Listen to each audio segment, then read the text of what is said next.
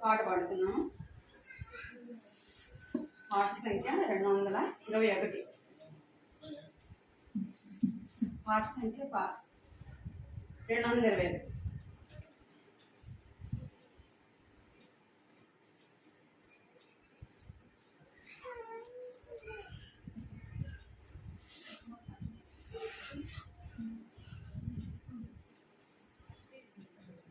జయమని పాడు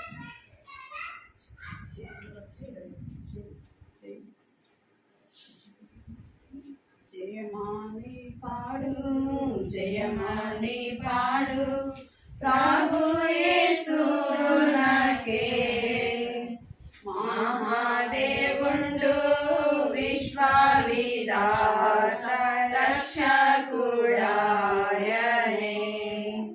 మహాదేవుండు విశ్వవిధాత రక్షకుడాయనే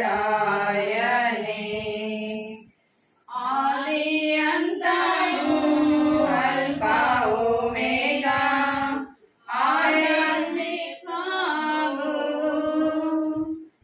ఆది అంతము అల్ఫా ఒమేగా ఆయనే ప్రభు ఆయనయేగా రానున్నవాడు శక్తిమంతుడు ఆయనయేగా రానున్నవాడు శక్తిమంతుడు జయమాని పాడు జయమాని పాడు ప్రభు యేసునకే మహాదేవుండు విశ్వవిధాత రక్షకుడాయనే మహాదేవుండు విశ్వవిధాత రక్షకుడాయనే ప్రభు యేసునందు మమ్మును పిలచి ఏర్పరచుకొనెను ప్రభు యేసునందు మమ్మును పిలచి ఏర్పరచుకొనెను ప్రేమతో మమ్ము పవిత్రపరచి నిర్దోషులుగా తీర్చే ప్రేమతో మమ్ము పవిత్రపరచి నిర్దోషులుగా తీర్చే జయమాని పాడు జయమాని పాడు ప్రభు యేసునకే మహాదేవుండు విశ్వవిధాత రక్షకుడాయనే మహాదేవుండు విశ్వవిధాత రక్షకుడాయనే యేసులో మమ్ము రక్తము ద్వారా విమోచించితివి యేసులో మమ్ము రక్తము ద్వారా విమోచించితివి ఎంతో కృపతో మమ్మును కడిగి మన్నించినావుగా ఎంతో కృపతో మమ్మును కడిగి మన్నించినావుగా జయమాని పాడు జయమాని పాడు ప్రభు యేసునకే మహాదేవుండు విశ్వవిధాత రక్షకుడాయనే మహాదేవుండు విశ్వవిధాత రక్షకుడాయనే యేసులో మాకు ఏ శిక్ష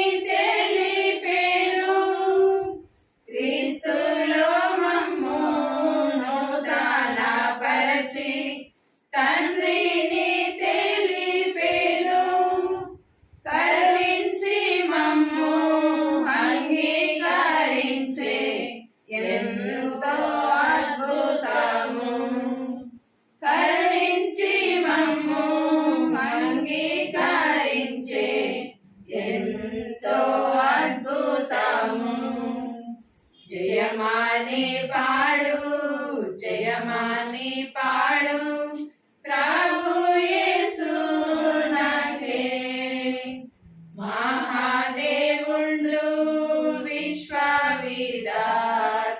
రక్షకుడాయనే మహాదేవుండు విశ్వవిధాత రక్షకుడాయనే మా శ్వాసమునకు సంచకరువుగా ఆత్మముద్రనిచ్చెను మా శ్వాసమునకు సంచకరువుగా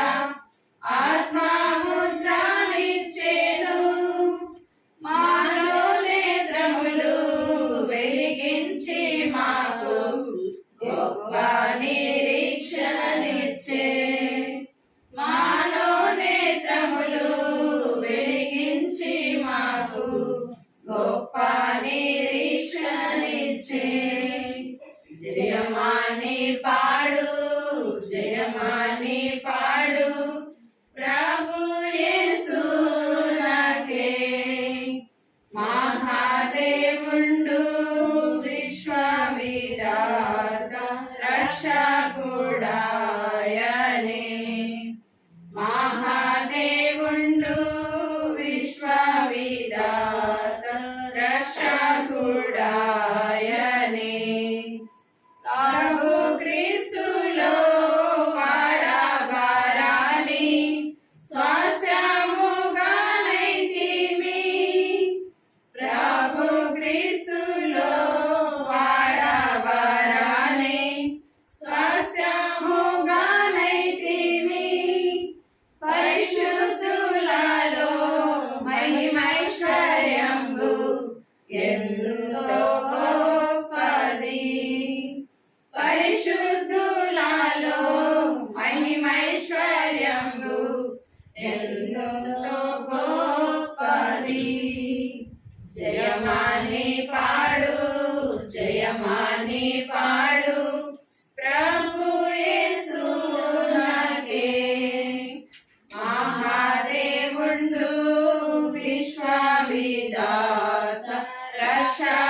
రక్షకుడాయనే మహాదేవుండు విశ్వవిధాత రక్షకుడాయనే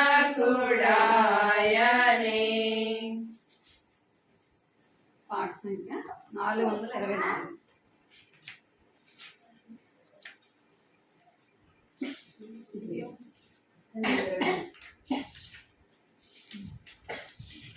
పాట సంఖ్య 424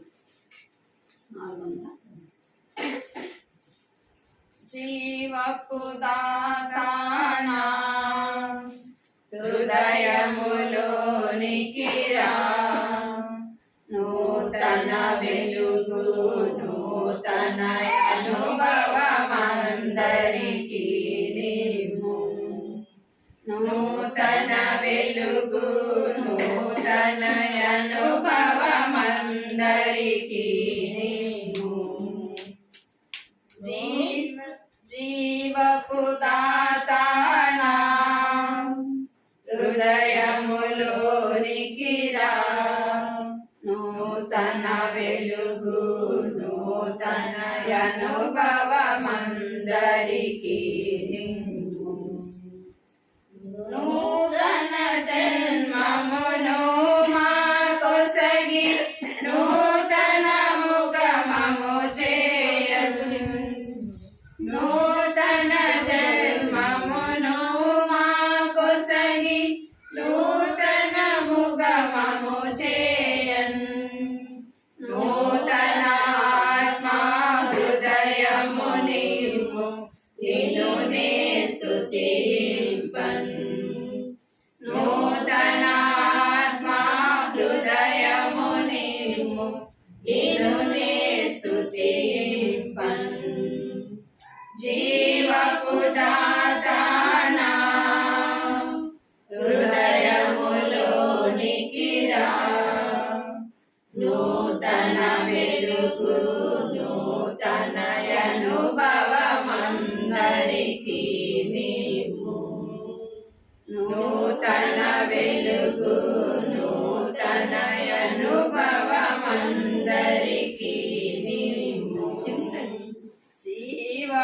దాతానా నూతన వ్యక్తిగా చేయుము ప్రభువా లోకము చూచునట్లు నూతన వ్యక్తిగా చేయుము ప్రభువా లోకము చూచునట్లు నూతన వస్త్రహారములిచ్చి సుందరునిగా చేయుము నూతన వస్త్రహారములిచ్చి సుందరునిగా చేయుము జీవపు దాతానా హృదయములోనికి రా నూతన వెలుగు నూతన అనుభవమందరికీ నీవు నూతన వెలుగు నూతన అనుభవమందరికీ నీవు జీవపు దాతానా నూతన వాక్కులను మాకొసగి నూతన గీతము నేర్పు నూతన వాక్కులను మాకొసగి నూతన గీతము నేర్పు నూతన రాగమును మాకొసగి నిత్యము స్తుతి పొందుము నూతన రాగమును మాకొసగి నిత్యము స్తుతి పొందుము జీవపు దాతానా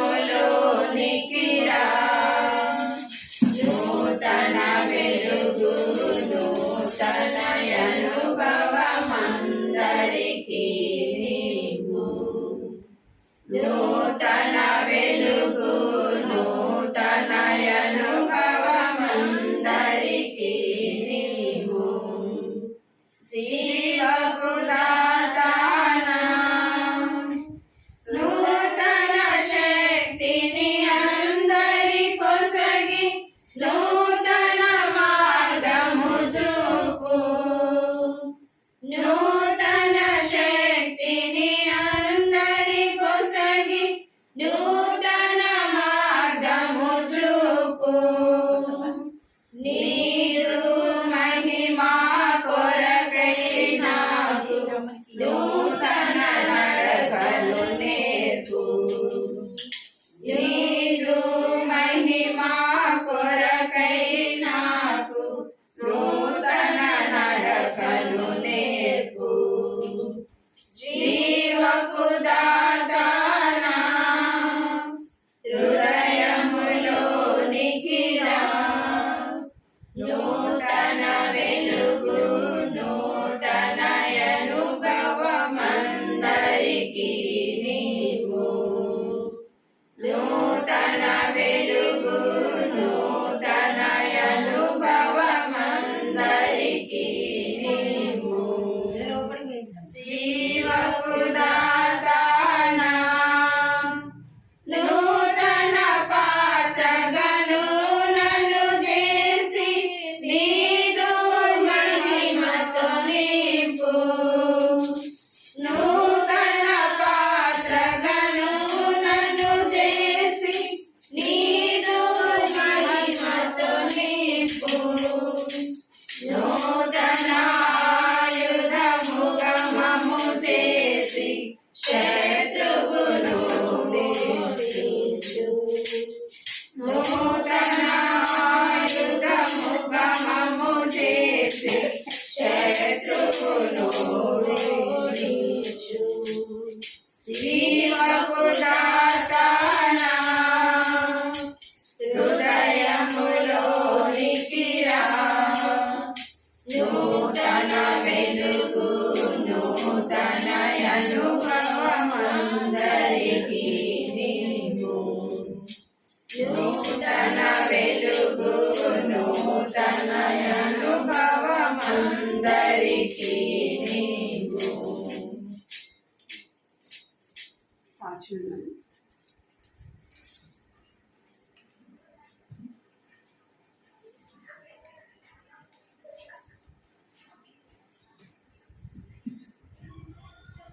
మాట ప్రార్థన చేసుకున్నాను.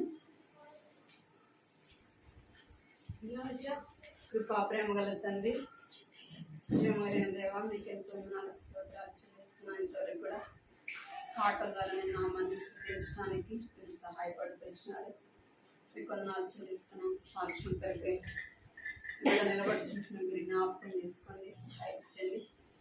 తన జీవితంలో మీరు ఏదైతే చేస్తూ వచ్చినారో ప్రభావ, మా అందరికీ క్షేమం కొరకే ప్రభావ మీరేం కావాలి జ్ఞాపకం చేసుకోండి, సహాయం చేయండి. ఇంకా రావాల్సిన వారు తీసుకురండి. ఈ సమయం దీనకరంగా చేయమని ఏ స్నానంలో ప్రార్థిస్తున్నాను తండ్రి. ఆమేన్.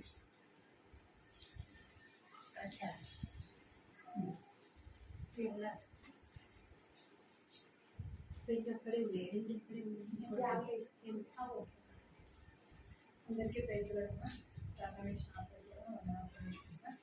ఆల్రెడీ ఇంతకుముందు ఒకసారి మీ దగ్గర నేను సాక్ష్యం పంచుకుంటూ వచ్చాను, కొన్ని విషయాలు చెప్తూ వచ్చాను. అయితే దేవుని మహిమ కొరకు సమయం కొద్ది నేను నా జీవితంలో జరిగిన సాక్ష్యము, దేవుని కార్యాలు చెప్పాలనుకుంటున్నాను. అయితే ముందుగా నేను ఒక క్రైస్తవ కుటుంబంలో జన్మించాను.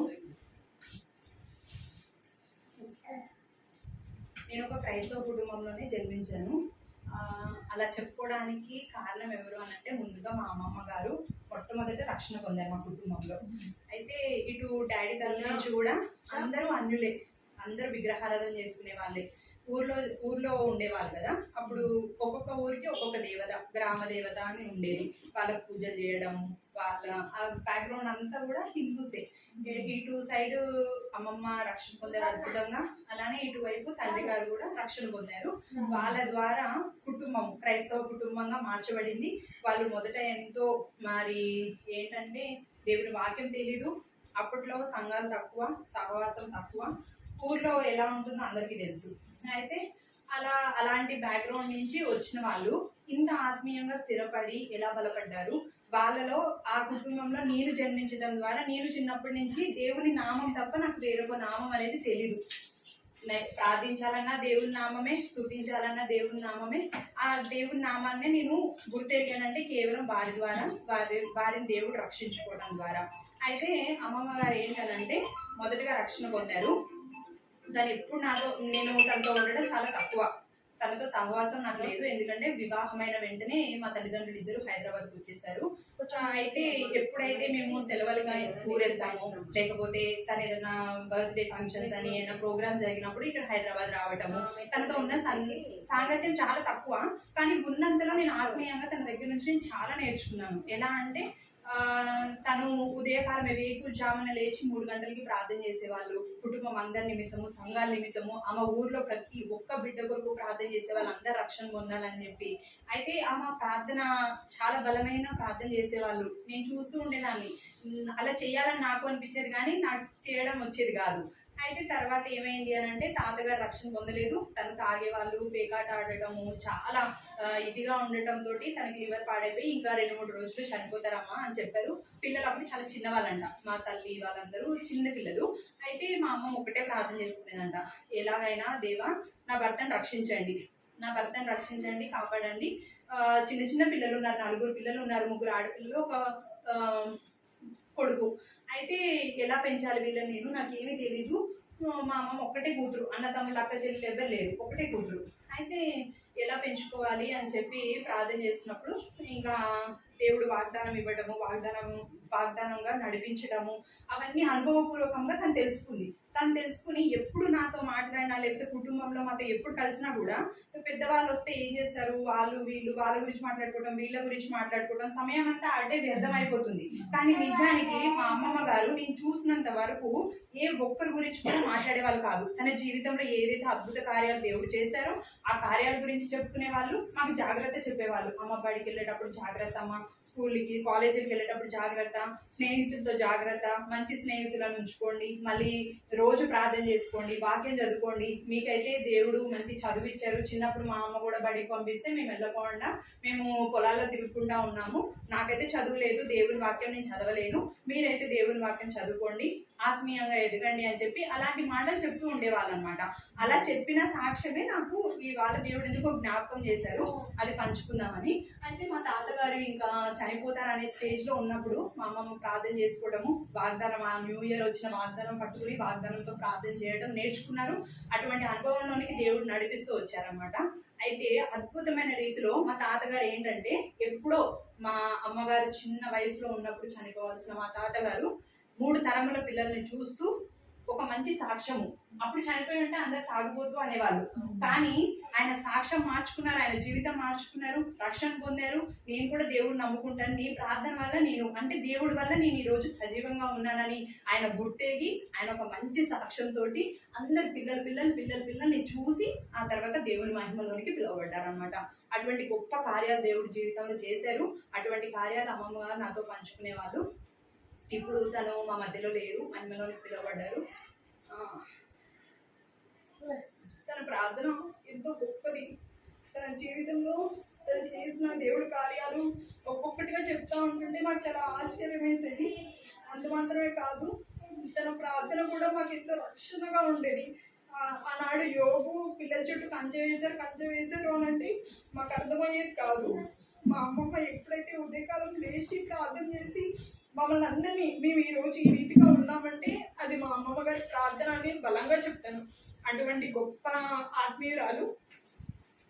తనను చూసి నేను చాలా వరకు నేర్చుకున్నాను. ఎలా అంటే తనకి బైబిల్ చదవడం రాదు, అయితే తను ఎంతో బాధపడేవాళ్ళు. అందరూ చదువుకుంటున్నారు, బైబిల్ నేను చదువుకోలేకపోతున్నానని చెప్పి బాధపడేవాళ్ళు. తర్వాత ఏమైంది అని అంటే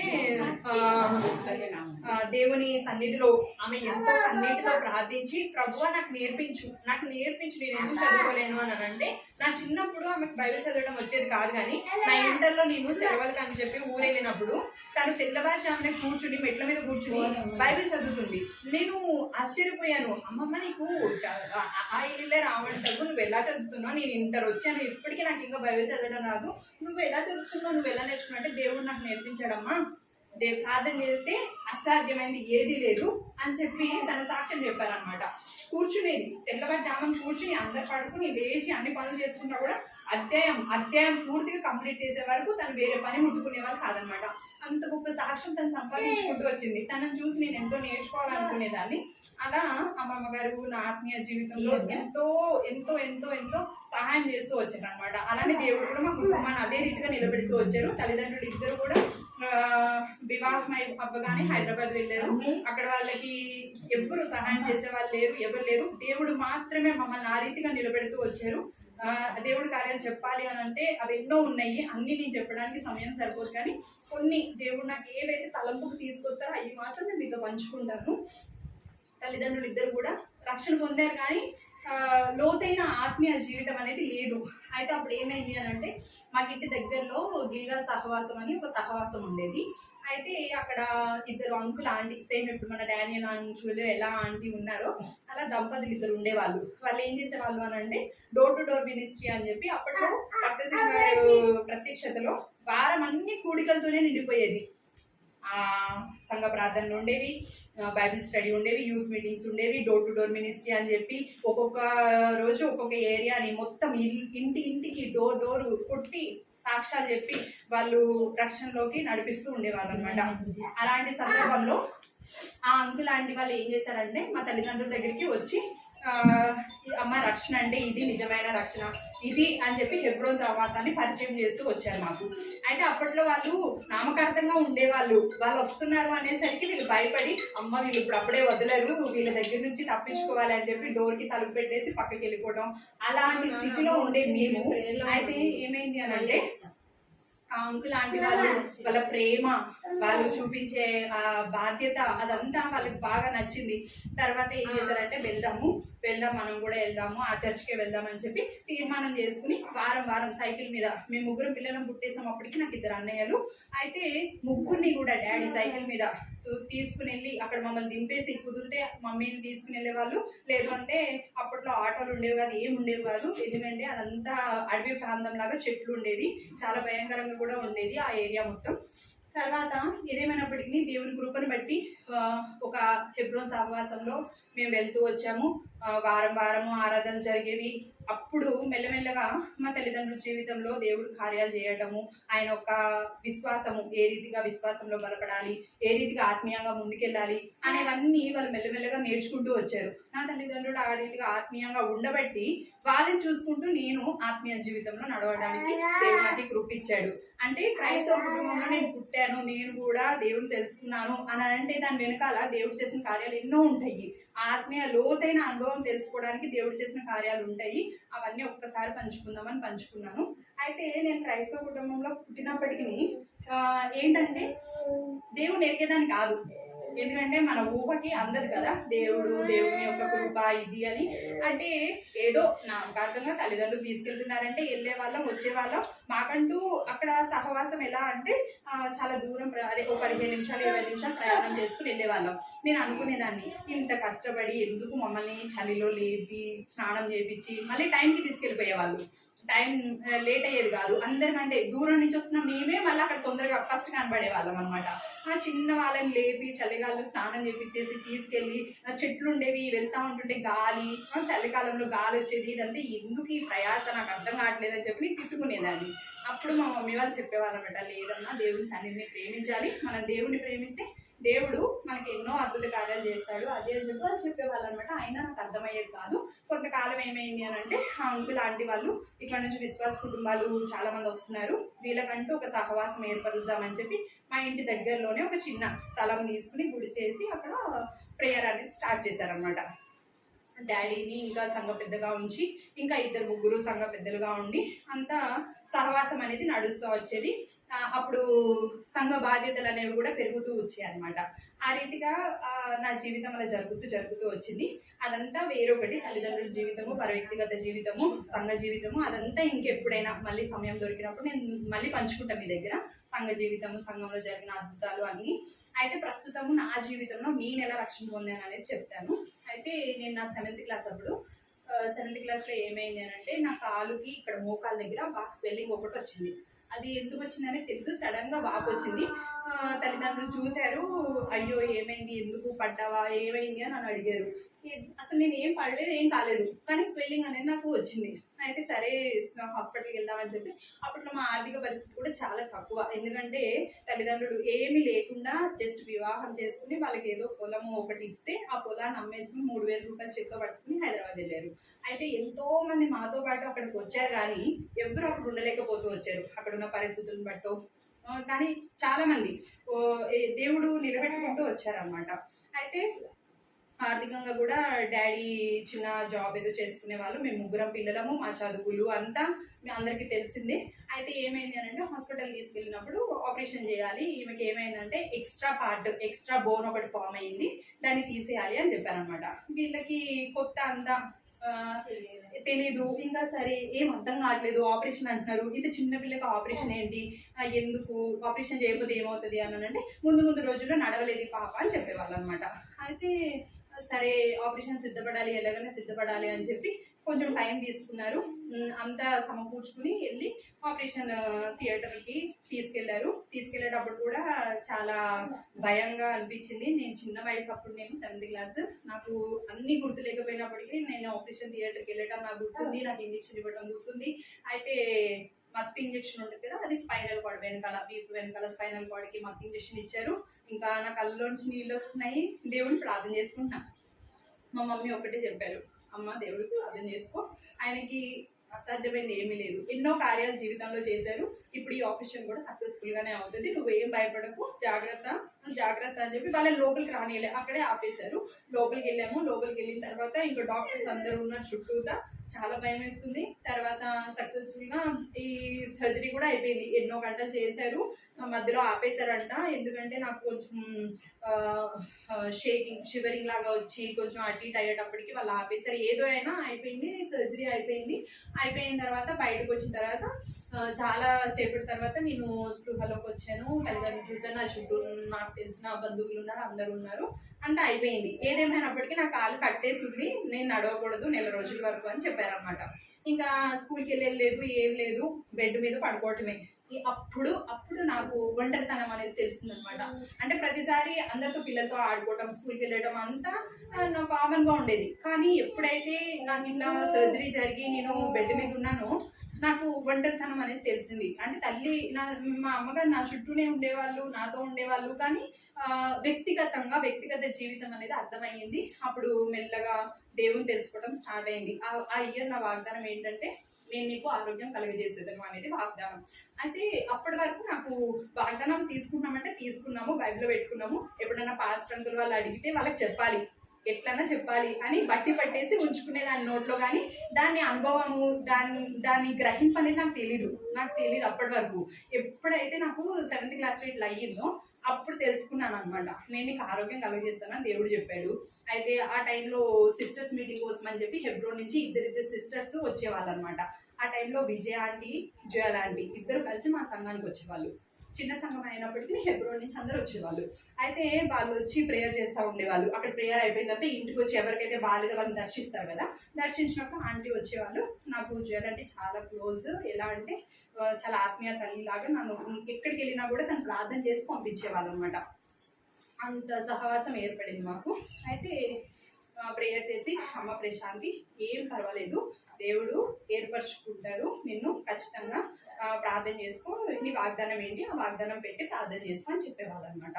అయితే ఓకే, మనము దేవుడు ఆరోగ్యం దయచేస్తా అన్నాడు కదా, ఖచ్చితంగా నా కాలు కూడా తగ్గిపోతుంది అని చెప్పి చిన్నతనంలో చిన్న వయసులో ఆ రీతిగా వాగ్దానంతో ప్రార్థన చేసుకోవడం అలవాటు అయింది. ఎప్పుడు నా 7th క్లాస్లో. అయితే మెల్లమెల్లగా ఏమైంది అని అంటే, నెల రోజులు అయ్యింది, కుట్లిప్పారు. కుట్లిప్పితే 7 కుట్లు పడ్డాయి. నాకు కూర్చోవాలన్న భయం వేసేది, ఎందుకంటే నెల రోజుల వరకు నేను కూర్చునే లేదు.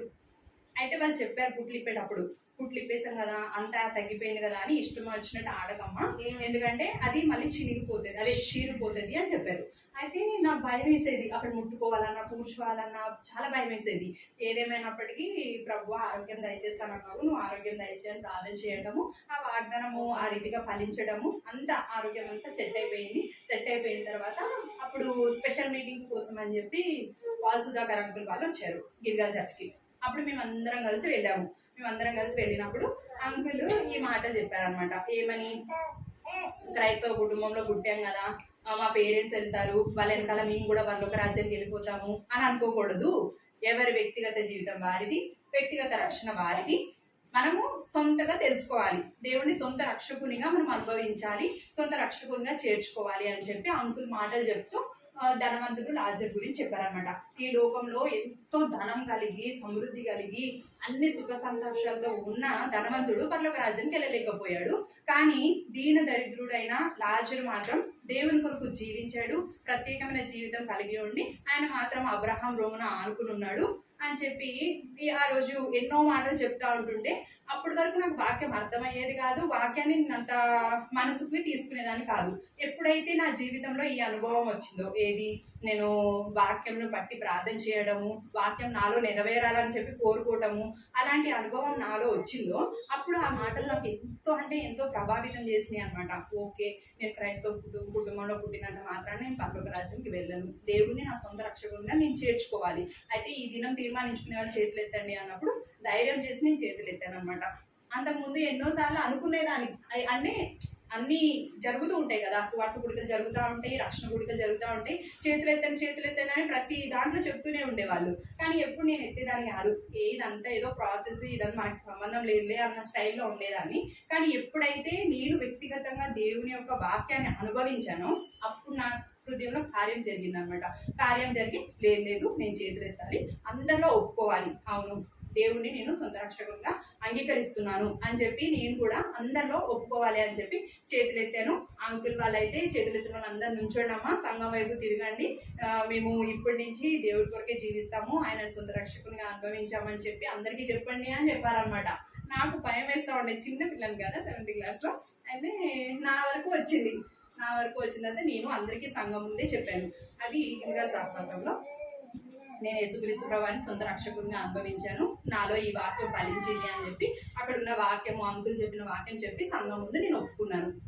యేసుక్రీస్తు ప్రభువే రక్షకుడు, నా సొంత రక్షకుడు అని నేను సంఘం అంతటి ముందు ఒప్పుకున్నాను. సరే, రక్షణ కార్యం జరిగింది.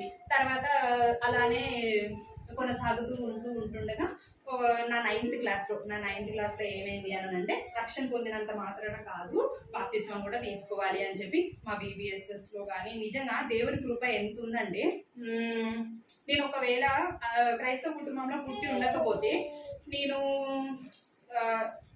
ఎన్నో రకరకాల పూజలు చేసుకుంటూ, లేకపోతే నా బాల్యం అంతా ఇష్టానుసారమైన రీతిలో గడుపుండేదాన్ని, లేకపోతే నా యవ్వన కాలం అంతా నా ఇష్టానుసారమైన రీతిలో గడుపుండేదాన్ని. నేను ఎప్పుడు ఆలోచించుకున్నా ఒకటి చాలా అంటే చాలా సంతోషిస్తాను. నా బాల్య జీవితం అంతా దేవుని సన్నిధిలో గడిపాను, యవ్వన కాలం అంతా కూడా నేను దేవుని కొరకు ప్రత్యేకమైన జీవితం జీవించాను. ఏదేమైనప్పటికీ ఎన్నో మార్లు పడిపోయినా లేచినా ఏమైనా నీతిమంతుడు 7 మార్లు పడినాను తిరిగి లేచినా అని దేవుని వాక్యం చెప్తుంది. అలానే బాలు నడవలసిన త్రోవ చిన్నప్పుడే వాడికి నేర్పిస్తే వాడు పెద్దవాడైనప్పుడు తొలగిపోడు అని చెప్పి దేవుడు చెప్తున్నారు. ఆ మాటలు వ్యర్థం కావు. అలానే నా జీవితంలో నేను ఎన్నిసార్లు పడిపోయినా, ఎటువంటి పరిస్థితులు నా జీవితంలో వచ్చినా, అది ఆర్థికంగా ఉండొచ్చు, ఆరోగ్యపరంగా బలహీనతలు అయి ఉండొచ్చు, ఎన్నో అవమానాలు అయి ఉండొచ్చు, ఏదేమైనప్పటికీ ప్రభా అన్ని విషయాల్లో దేవుడు తన వాగ్దాన రూపంలో నడిపించుకుంటూ వచ్చారు. నాకు అనిపిస్తుంది అందరికీ కలిగే కష్టాలే మనకి కలుగుతాయి. కాకపోతే ఏంటంటే వాళ్ళలో వాగ్దానం ఉండదు, మన జీవితంలో వాగ్దానం ఉంటుంది. దేవుడు ఇచ్చిన వాగ్దానం ఉంటుంది, నిరీక్షణ ఉంటుంది. కష్టము ఒకటేసారి ఎప్పుడు ఉండదు, ఒక్కోసారి అది తొలగిపోతుంది. కాబట్టి తొలగిపోయిన తర్వాత వచ్చే ఆనందము మన విశ్వాసులకి ఆత్మీయ ఆనందము చాలా గొప్పది. అది ఎప్పుడంటే మనము దేవుని యొక్క ఆదరణ పొందుకున్నప్పుడు, దేవునిలో మనము కనిపెట్టినప్పుడు, వాగ్దాన రూపంలో మనం కనిపెట్టినప్పుడు మనం ఏదైతే పొందుకుంటామో అది చాలా ఆనందాన్ని ఇస్తుంది. ఆ ఆనందం అన్యులకి ఉండదు. అటువంటి గొప్ప ఆనందం నాకు ఇచ్చో ప్రభు అని నేను ఎప్పుడు, అది ఈ సమయం ఆ సమయం అని కాదు, కానీ నేను పనులు చేసుకుంటున్నా, ఏం చేసుకుంటున్నా, నా స్థితిగతులను బట్టి నేను దేవుడిని ఎప్పుడు స్తుతిస్తూనే ఉంటాను. ఎక్కడ ఉండేవాళ్ళం, ఎలా ఉండేవాళ్ళం, ఎలా తీసుకొచ్చావు ప్రభు అని చెప్పి నీ కృప ఎంత గొప్పది ప్రభు అని నేను ఎల్లప్పుడూ స్తుతిస్తూనే ఉంటాను. అయితే మళ్ళీ ఇంకొకటి ఏంటి అని అంటే, నా 9th క్లాస్లో నేను బాప్తిస్మం తీసుకున్నాను. అదే చర్చ్లో బాప్తిస్మం తీసుకున్నాను. తర్వాత జీటీ బెంజమిన్ అంకుల్ వచ్చారు, నాకు హస్త నిక్షేపణ చేశారు. అప్పుడు నా వాగ్దానం ఏమొచ్చింది అని అంటే, నేను మనుషుల బట్టి జాగ్రత్తగా చేసేదను అని వాగ్దానం వచ్చింది.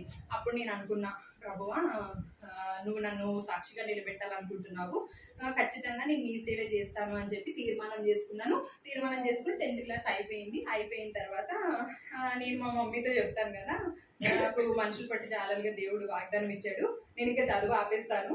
నాకు చదువుకోవడం అంటే ఇష్టం ఉండేది కాదు.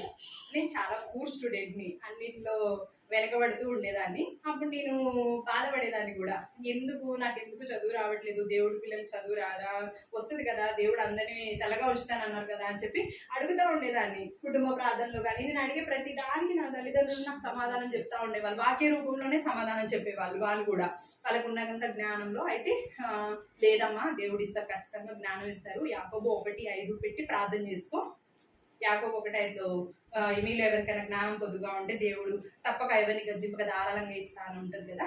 అయితే ఆ వాక్యం నాకు నేర్పించేవాళ్ళు. నేను నేర్చుకున్న ప్రతి వాక్యం కూడా నా జీవితంలో నాకున్న అనుభవాలతో నేను నేర్చుకున్న వాక్యాలు అవన్నీ. అలాగా ఆ వాక్యం పెట్టి ప్రార్థన చేసుకునేదాన్ని. అమ్మాయి ఇప్పుడు 10th class board exam, fail అయిపోతే మళ్ళీ అందరి ముందు బాగోదు కదా. అందరూ ఏంటి, ఖచ్చితంగా నేను ఫస్ట్ టైం కొడతాను, ఆ తర్వాత నెక్స్ట్ నేను డాక్టర్ అవుతాను, ఆ తర్వాత నేను ఇంజనీర్ అవుతాను అని చెప్పేవాళ్ళు అందరూ. నా తోటి పిల్లలందరూ కూడా నేను డాక్టర్ అవుతాను, అదవుతాను, ఇదవుతాను అని చెప్తా ఉంటుంటే, నన్ను ఎవరు అడిగినా కూడా నేను 10th క్లాస్ తర్వాత స్కూల్ ఆపేస్తాను, ఏదన్నా కుదిరితే చిన్నపిల్లలకి ట్యూషన్స్ చెప్పుకుంటాను అలా చెప్పేదాన్ని అనమాట. ఎందుకంటే నా జ్ఞానం నాకు తెలుసు కాబట్టి. అయితే అలా జరుగుతూ ఉండేది. అప్పుడు మా మమ్మీ ఏంటంటే ప్రతిదీ వాక్య రూపంలో చెప్పి, వాక్యంతోనే ఏం బాధపడకమ్మా, ఈ ప్రార్థన చేసుకో, అట్లా ప్రార్థన చేసుకో, ఇట్లా ప్రార్థన చేసుకో అని చెప్పేవాళ్ళు. తర్వాత నిజంగానే అద్భుతంగా 10th క్లాస్లో నేను ఫస్ట్ క్లాస్లో పాస్ అయ్యాను అనమాట. ఉన్న కొంతమంది మా 10 మెంబర్స్ స్కూలు, అయితే అందులో నేను 2nd ర్యాంక్ వచ్చాను. అసలు అందరు షాక్ అయిపోయారు. సరే ఇదంతా దేవుని కృప, ఇది అసలు నా గొప్పతనమే కాదు, ఇదంతా దేవుని కృప అనుకున్నాను. తర్వాత నేను చదువు ఆపేస్తాను, వద్దమ్మా, నాకు దేవుడు ఏం వాగ్దానం ఇచ్చాడు, మనుషులు పట్టి జాలరుగా చేస్తాను అన్నాడు కదా, నేను దేవుడు సేవ చేసుకుంటా ఉంటాను అని అంటే, అప్పుడు మమ్మీ ఒక్కటే చెప్పారు, ఏమనంటే దేవుడికి అర్పించేది శ్రేష్టమైనది మనం అర్పించాలి. మనము నాకు చదువు రావట్లేదు కాబట్టి నేను చదువు ఆపేసి దేవుని సేవలోకి వెళ్ళిపోతే ఎంత అవమానం అది. అంటే చదువుకోలేక, ముందుకెళ్ళలేక, అటు జ్ఞానం లేక, ఇటు ఆర్థిక పరిస్థితి లేక, ఏదో దేవుల్లో అదొక పద్ధతిలాగా వెళ్ళిపోయారు అన్నట్టుగా మాటలు వస్తాయమ్మా. అలా కాదు, నువ్వు చదువుకోవాలి, మంచి ఉద్యోగం చేసుకోవాలి, నువ్వు స్థిరపడిన తర్వాత అంటే ఆ మధ్యలో కూడా నువ్వు దేవుని సేవ చేసుకుంటూ ఉండొచ్చు. అలానే నువ్వు మంచిగా పేరు పొందిన తర్వాత కూడా దేవుని సేవ చేస్తే అది ఇంకా రెట్టింపు ఫలితం ఉంటుంది. అంతేగాని నాకు చదువుకోలేకపోతున్నాను కాబట్టి నేను దేవుని సేవలోకి వెళ్తా అన్నట్టుగా ఉంటుంది. వాగ్దానం ఉంటే వాగ్దానం నెరవేరుస్తారు, దానికంటూ సమయం వస్తుంది. కానీ నువ్వు అట్లా చదువు ఆపకూడదమ్మా అని చెప్పి ఇంటర్లో జాయిన్ చేశారు. సరే సిఈసి తీసుకుంటా అని అన్నా. సిఈసి తీసుకుంటాను, నా జ్ఞానానికి తగ్గట్టుగా నేను సిఈసి లేదు బైపీసీఏ తీసుకోవాలి అన్నది. నేను చదవలేను, నేను నన్ను ఎందుకంత ఇట్లా ప్రెషర్ పెడుతున్నా, నేను చదవలేను అని అంటే లేదు, దేవుడు ఖచ్చితంగా నీ మీద ఆయనకి ఒక ఏర్పాటు తెలుస్తుంది కదా, వాళ్ళు ప్రార్థన చేస్తూ ఉన్నప్పుడు లేదు ఖచ్చితంగా దేవుడు నిన్ను నడిపిస్తారమ్మా అని చెప్పి దేవుని యొక్క తలంపు ద్వారానే ఏది చేసినా కూడా, మా తల్లిదండ్రులే కానీ ఏదైనా కానీ కుటుంబంలో ఏది చేసినా కూడా దేవుని యొక్క సన్నిధిలో కనిపెడుతూ వాగ్దానంతో ఆయనతో మాట్లాడుతూ ఆయన ఇచ్చిన తలంపు ద్వారానే ముందుకెళ్ళే వాళ్ళము, అది ఏదైనా సరే. అయితే బైపీసీలో జాయిన్ చేశారు. ఇంటర్ ఫస్ట్ ఇయర్ అయిపోయింది, ఫస్ట్ క్లాస్లో పాస్ అయ్యాను, అది కూడా దేవుని కృప. తర్వాత సెకండ్ ఇయర్ స్టార్ట్ అయ్యింది. సెకండ్ ఇయర్ స్టార్ట్ అయ్యేసరికి ఏమైంది అని అంటే అనుకోకుండా నాకు టైఫాయిడ్ ఫీవర్ వచ్చింది. టైఫాయిడ్ ఫీవర్ వచ్చేసరికి 4 days ఇంజెక్షన్స్ తీసుకోవాలని చెప్పారు. అయితే ఇంజెక్షన్ తీసుకోవడానికి వెళ్ళాను. అయితే మా ఇంటి దగ్గర ఉన్న డాక్టర్ నాకు ఇంజెక్షన్ వేశారు. ఇంటికి వస్తున్న సమయంలో కళ్ళు తిరిగి కింద పడిపోయారు.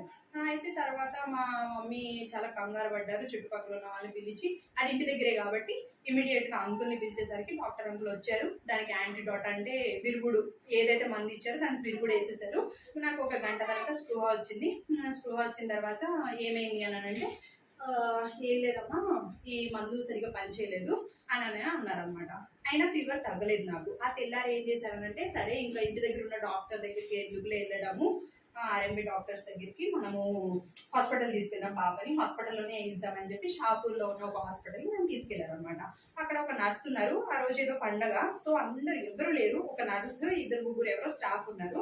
అయితే ఏమైంది అని అంటే ఇట్లా నిన్న నైట్ టైఫాయిడ్ ఫీవర్కి ఇంజెక్షన్ వేస్తుంటే పాప పడిపోయింది, హాస్పిటల్ తీసుకొస్తే అందరు ఉంటారు కదా అని చెప్పి తీసుకొచ్చిందంటే సరే మళ్ళీ వేద్దాము చూద్దామా అని చెప్పి ఆమె మాట్లాడుతూ ఆమె ఒక క్రిస్టియన్ అనమాట.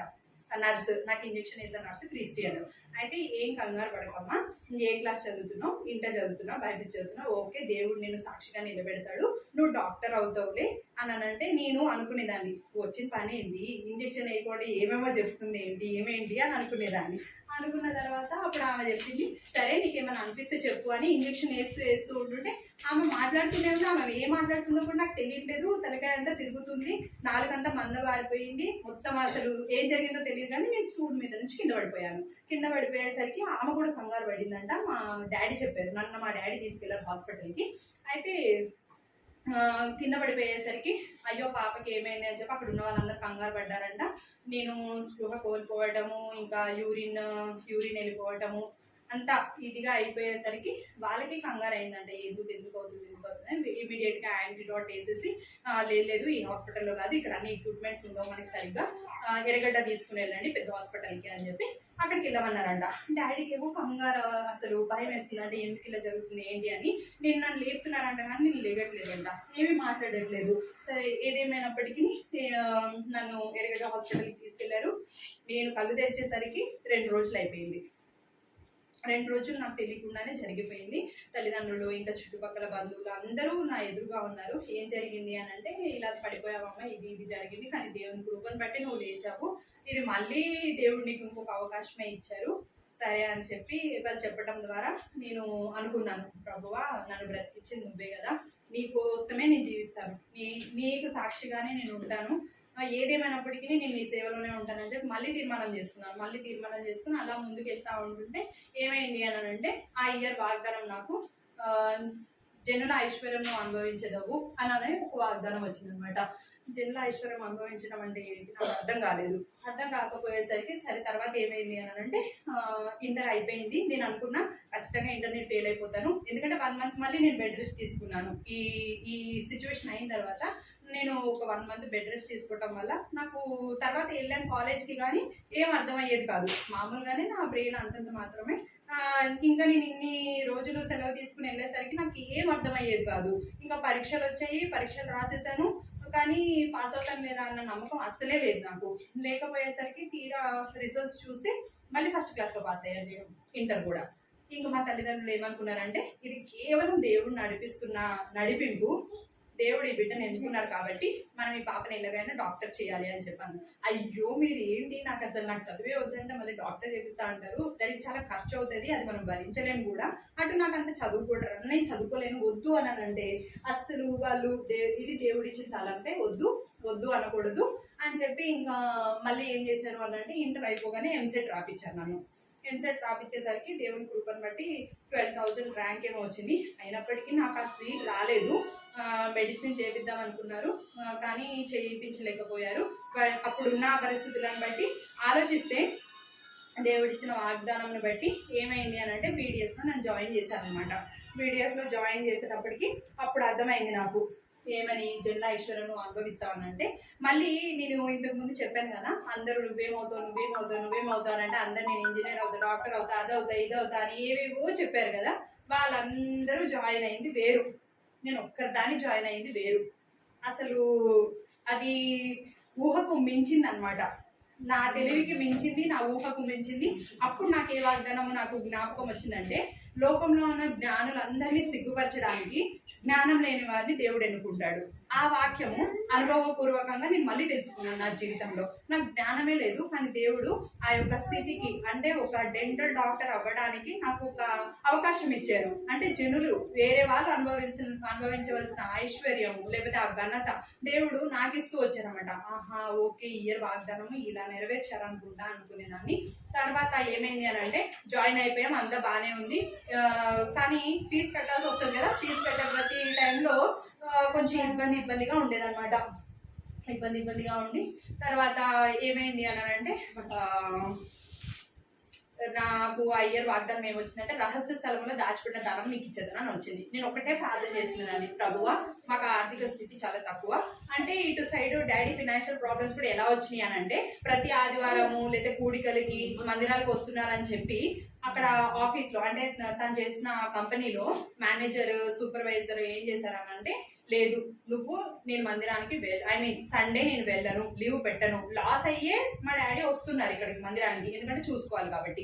అయితే లేదు నేను ఆదివారం ఖచ్చితంగా డ్యూటీకే వస్తాను అని చెప్పి లెటర్ రాసి పెడితేనే నువ్వు ఉండు లేకపోతే వెళ్ళిపో అని అన్నారు అనమాట. వెళ్ళిపో అనేసరికి ఇంకా ఏం చేస్తారు, దేవుడి కంటే ఏది ఎక్కువ కాదు, నాకు అవసరం లేదు ఈ ఉద్యోగం అని చెప్పి డాడీ రిజైన్ చేసి కరెక్ట్గా మా చదువులు ఇంకా వెళ్తున్నాయి, ముగ్గురం ఎవరు ఇంకా స్థిరపడలేదు. అన్నయ్య డిగ్రీ చేస్తున్నారు, చిన్నయ్య ఫార్మసీ చదువుతున్నాడు, నాది ఇంటర్ అప్పుడే అయ్యింది. తీరా చూస్తే డాడీకి ఇటు ఉద్యోగం దగ్గర ఇలాంటి సమస్యలు. ఏదేమైనప్పటికీ ఏదైనా కూడా దేవుడి మీద ఆధారపడి వాక్యంతో ముందుకెళ్తూ డాడీ రిజైన్ చేసేశారు. ఆ టైంలో డాడీకి ఉద్యోగం లేదు, పని లేదు, కానీ వచ్చిన కొంతపాటి డబ్బుతోటి ఏదో ఒకటి అలా దేవుడు మమ్మల్ని అన్ని విధాలుగా అడుగడుగును నడిపిస్తూ వస్తున్నారు. అవన్నీ చెప్పాలంటే అవ్వదు. అయితే అటు ఫినాన్షియల్ కూడా చాలా వీక్గా ఉన్నాం మేము ఆ టైంలో. అయితే కానీ ఏ రోజు కూడా దేవుడు మమ్మల్ని తక్కువగా చేయలేదు, అందరిలోనూ హెచ్చిన స్థితిలోనే మేము ఉంటూ వచ్చాము. అయితే తర్వాత ఏమైంది అని అంటే, నేను ప్రార్థన చేసుకునేదాన్ని, ప్రభువా నన్ను జాయిన్ చేశారు.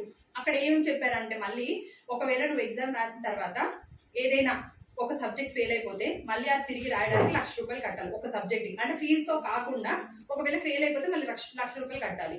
ఇదేంటి ప్రభువా ఇంత గొప్ప భారం నా మీద పెట్టావే, వీళ్ళు నా మీద ఇలాంటి బాధ్యత పెట్టారు, నేను ఎలా చదువుకుంటాను, అసలే నాకు గుర్తుండవేవి ఏంటి అని చెప్పి ప్రార్థన చేసినప్పుడు అయ్యర్ వాగ్దానం దేవుడు నాకు ఏమిచ్చాడంటే, రహస్య స్థలంలో దాచిపెట్టిన ధనం నీకు ఇస్తానని చెప్పారు. అలానే ఈ 4 years కూడా ఎక్కడ కూడా ఎటువంటి ఆపకుండా ఆర్థికంగా దేవుడు సహాయం చేస్తూ వచ్చారు. నా వీడియోస్ కూడా నేను ఎక్కడ ఆగలేదు, ఒక్క సబ్జెక్ట్ కూడా ఫెయిల్ అవ్వకుండా. అది నిజంగా దేవుని ఒక కార్యం అని చెప్పాలి. నా జ్ఞానం కాదు, నా తెలివి కాదు. ఫస్ట్ ఇయర్ అయిపోయింది. ఫస్ట్ ఇయర్ 100 members ఎగ్జామ్ రాస్తే 60 members మాత్రమే వెళ్ళారు, 40 members ఫెయిల్ అయిపోయారు. కానీ 60 members దేవుడు నన్ను ఉంచాడు. తర్వాత మళ్ళీ ఏమైంది అని అంటే, నాకు మళ్ళీ ఏం వాగ్దానం దేవుడు ఇచ్చాడంటే, నేను నీకు మంచి పేరును ఖ్యాతిని తెచ్చిపెట్టేదను, ఇదే వాగ్దానం అని వచ్చింది నా 3వ సంవత్సరం.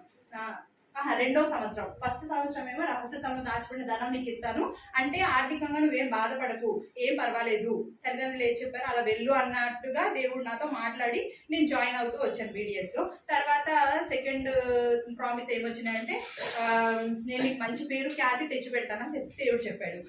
అయితే దేవుడే నడిపించుకుంటాడు ఇంకా అని చెప్పి అనుకున్న తర్వాత అయితే నాకు ఏం చేశాను, ఇంకా ప్రార్థన చేసుకుంటూ ఉండేదాన్ని. నిజంగా దేవుని కృపను బట్టే ఏ ఒక్క సబ్జెక్ట్ కూడా నేను ఫెయిల్ అవ్వకుండా అన్ని సబ్జెక్ట్స్ పాస్ అయిపోతూ 4th ఇయర్లో ఏమైంది అని అంటే మేము 100 మెంబర్స్ బ్యాచ్ కింద వెళ్ళిన మేము 30 మెంబర్స్ మాత్రమే డాక్టరేట్ తీసుకున్నాము. ఆ 30 మెంబర్స్ దేవుడు నన్ను ఉంచాడు. అది నిజంగా అద్భుత కార్యమే. మళ్ళీ నాకు 4th ఇయర్లో కూడా సెకండ్ ఇయర్లో ఇచ్చిన ప్రామిస్ దేవుడు మళ్ళీ, అంటే నేను ఆ టైంలో చాలా కంగారు పడ్డాను, భయపడ్డాను. చదువుకునేటప్పుడు స్టడీ రూమ్కి వెళ్ళి వస్తూ ఉండగా చీకట్లో కాల్జారి కింద పడిపోయాను మెట్ల మీద నుంచి. అప్పుడు కూడా నేను 1 మంత్ బెడ్ రెస్ట్ తీసుకున్నాను. ఆ టైంలో నేను సరిగ్గా చదువుకోలేదు. తర్వాత నాకు ఎగ్జామ్స్ స్టార్ట్ అయినాయి, ఇంకా 8 సబ్జెక్ట్స్ అనమాట. అప్పుడు అది చాలా crucial time, 4th year final year. ఇంకా తర్వాత నాకు చాలా భయం వేసింది, నేను పాస్ అవుతానా లేదా, ఇంతవరకు నడిపించావు ప్రభావ, 3 సంవత్సరాలు నడిపించావు ప్రభావ, ఈ 4th ఇయర్ ఎందుకు ఇలా జరిగింది అని చెప్పి బాధపడుతూ ఉంటుండే. ఆ ఇయర్ ప్రామిస్ నాకు దేవుడు ఏమి ఇచ్చాడు అంటే మళ్ళీ సేమ్ ఇచ్చిందే మళ్ళీ తిరిగి నాకు జ్ఞాపకం చేస్తూ వచ్చాడు అనమాట. నేను నీకు మంచి పేరును ఖ్యాతిని తెచ్చిపెట్టదు, ఇదే యెహోవా వాక్కు అని చెప్పాడు దేవుడు. ఇంకా ఆ వాగ్దానం పట్టుకుని కేవలం వాగ్దానం మీదే ఆధారపడి వెళ్ళి ఎగ్జామ్స్ రాశాను, వచ్చాను. కానీ అద్భుతమైన రీతిలో 100 మందిలో చివరి ఆఖరికి 30 మంది మిగిలారు. అందులో దేవుడు నన్ను ఉంచాడు, దేవుని సాక్షిగా నన్ను నిలబెట్టాడు. ఆ వాగ్దాన రూపంతోనే నేను దేవుడిని ఎప్పటికీ స్తుతిస్తూ ఉంటాను. నా జీవితంలో ఏంటంటే ఎన్నో కార్యాలు జరిగాయి, అది అందరి జీవితంలో కూడా చాలా జరుగుతూ ఉంటాయి. కాకపోతే దేవుని మీద ఆధారపడి మనం ముందుకెళ్ళినప్పుడు ఆ సమస్యను అధిగమించిన తర్వాత ఆత్మీయ ఆనందం అనేది మనకు వస్తుంది అనమాట. నా వివాహ జీవితము, ఇంకా వివాహం తర్వాత నేను తమిళనాడు వెళ్ళటం, అక్కడి నుంచి కరోనా టైంలో మళ్ళీ ఇక్కడికి రావటము, కరోనా మాకు వచ్చినప్పుడు దేవుడు ఏ రీతిగా తప్పించారు అవన్నీ నేను ఇంతకు ముందు చెప్పాను. అయినా మళ్ళీ ఇంకెక్కడైనా సమయం ఉన్నప్పుడు అవన్నీ వివరంగా మళ్ళీ చెప్తాను. వివాహ విషయంలో కూడా నేను ఇలానే మొండికేశాను, మనుషులు పట్టి చాలనుగా దేవుడు చేస్తానని నేను వివాహం చేసుకోను, నేను దేవుడి సేవలోకి వెళ్ళిపోతాను. నువ్వేమన్నావు, చదువుకుంటే చాలన్నావు కదా, చదువుకున్నాను అయిపోయింది, ఇప్పుడు నేను సేవ చేస్తాను అని చెప్పి అనేదాన్ని అనమాట మొండిగా. అయితే లేదు అలా కాదమ్మా, నువ్వు ప్రార్థన చేసుకో, నీకు దేవుడు ఎలా నడిపిస్తే అలాగా, మేము నిన్నేమి అభ్యంతరం పెట్టమా అని చెప్పి నాకు 3 సంవత్సరాలు టైం ఇచ్చారు. నా చదువు అయిపోయిన తర్వాత కూడా ఎవరు అంత టైం ఇవ్వరు, ఫోర్స్ చేస్తూ ఉంటారు. ఇంట్లో చదువుకోవడానికైనా కూడా ఫోర్స్ చేస్తారు, బాగా చదువుకో అని ఫోర్స్ చేస్తారు. చదువు అయిపోయిన తర్వాత పెళ్లి చేసుకో అని ఫోర్స్ చేస్తారు. కానీ నా తల్లిదండ్రులు ఎప్పుడు నన్ను దేంట్లో ఫోర్స్ చేయలేదు. ఏదైనా దేవుడు నీకు ఇచ్చిన తలంపు, దేవుని చిత్తము, దేవుని కార్యము, దేవుని వాగ్దానము అని వాగ్దాన రూపంలోనే మేము నడుచుకుంటూ వచ్చాము. తర్వాత ఏంటి అని అంటే వివాహ విషయంలో ఆయన నాకు ఏం చెప్పారనంటే ఒంటరిని అంటే ఏకాంగులను సంసారులుగా చేసేదను అనే వాక్యం చూపించారు. మళ్ళీ యెషయా గ్రంథంలో ఇంకొక వాక్యం నాకు చదువుకుంటూ ప్రార్థన చేసుకున్నప్పుడు ఇది కనిపించింది అనమాట. ఏంటంటే పెళ్లి కూతురు ఏ రీతిగా అయితే తయారవుతుందో, అంటే వడ్డానము, కాటిక ఇవన్నీ పెట్టుకుంటది అని చెప్పి ఒక అధ్యాయం వస్తుంది యెషయా గ్రంథంలో. ఆ అధ్యాయం ద్వారా దేవుడు ఏం చెప్పారు అని అంటే నువ్వు వివాహం చేసుకోవటమే నా ఉద్దేశం అన్నట్టుగా నాతో దేవుడు మాట్లాడారు. అందుకు నా చదువు అయిపోయిన తర్వాత కూడా నేను ఉద్యోగం చేసుకుంటూ 3 సంవత్సరాలు వాక్యం ద్వారా అట్లా ముందుకెళ్తూ 3వ సంవత్సరము ఆ వివాహ విషయంలో కూడా దేవుడు ఎంతగానో కార్యం చేశారు. దేవుని కృపను బట్టి ఒక అద్భుతమైన భాగస్వామిని నాకు ఇచ్చారు. మేమిద్దరం కలిసి మళ్ళీ ఎలా ఉంటామో కూడా మీ అందరికీ తెలుసు. అందరూ ప్రతి ఒక్కరు చూసిన ప్రతి ఒక్కరు మీకు లవ్ మ్యారేజా అని అంటారు. కానీ అది దేవుని కృప. అసలు ఒకరికొకరం నాకు తెలియని కూడా తెలీదు, వివాహం చేసుకునే వరకు కూడా నాకు తెలీదు. ఎంగేజ్మెంట్ తర్వాత మాట్లాడుకుంటారు అందరూ, కానీ లేదు దేవుని బిడ్డలు మాట్లాడకూడదు అని చెప్పి మాకు దైవ సేవకులు చెప్పడం ద్వారా మాకు ఎంగేజ్మెంట్ అయినా కూడా 3 నెలలు 4 నెలలు మాకు ఒకరికొకరు ఫోన్ నెంబర్ తెలియవు, ఒకరికొకరం మేము మాట్లాడుకోలేదు. వివాహం తర్వాతే మేము ఒకరికొకరం పరిచయం అవుతూ వచ్చాము. అయినా దేవుడు అద్భుతమైన రీతిలో మా కుటుంబాన్ని కడుతూ వచ్చారు. ఇంకా చాలా విషయాలు ఉన్నాయి, అవన్నీ ఎప్పుడైనా పంచుకుంటాను. ఇంకా అద్భుతమైన రీతిలో దేవుడు తన ఉద్దేశ ప్రకారంగా అంతం వరకు ఇదే రీతిగా నడవాలని మీరు అందరూ ప్రార్థన చేయండి. ఒక లోటు ఉంది, ఆ లోటు గురించి నేను ఎప్పుడు బాధపడను. ప్రతి ఒక్కరూ మరి మంచి చేయాలనో లేకపోతే ఎలాగో మాటల ద్వారా బాధ పెడతారు. అయినప్పటికీ ఏం పర్వాలేదు, మేము దేవునిలోనే నడుస్తున్నాం కాబట్టి ఒక దినాన మళ్ళీ ఇది కూడా సాక్ష్య రూపంలో నేను మీ అందరి ముందు నిలబడతానన్న నమ్మకం నాకుంది. మా అందరి కోసం ప్రార్థన చేయండి.